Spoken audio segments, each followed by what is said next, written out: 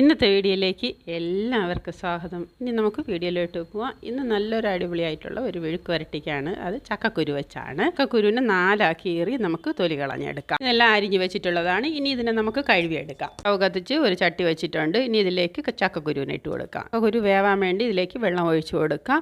ഇത് വെള്ളം ഒഴിച്ച് തിളച്ചതിന് ശേഷം ഇതിലേക്ക് ശകലം മഞ്ഞപ്പൊടിയും ഉപ്പും കൂടി ഇട്ട് കൊടുക്കാം. ഇതൊന്ന് ഇളക്കിയതിന് ശേഷം നമുക്ക് അടച്ച് വെച്ച് വേവിച്ചെടുക്കാം.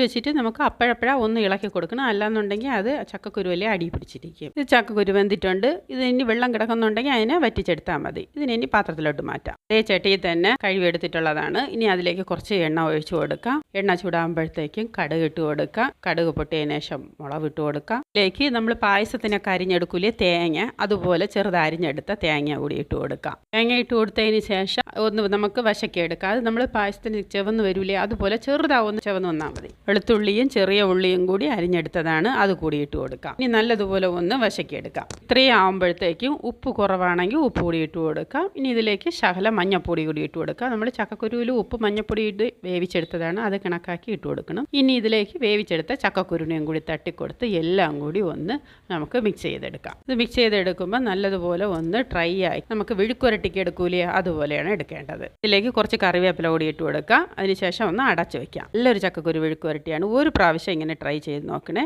ചക്കക്കുരു വിഴുക്കുവരട്ടിയും ഉള്ളി തൈര് കറിയും വെളുത്തുള്ളി അച്ചാർ. ഇതാണ് ഇന്നത്തെ ലഞ്ച് ഞങ്ങൾക്ക്. ഇനി അടുത്ത വീഡിയോയിലേക്ക് കാണാം. ബൈ.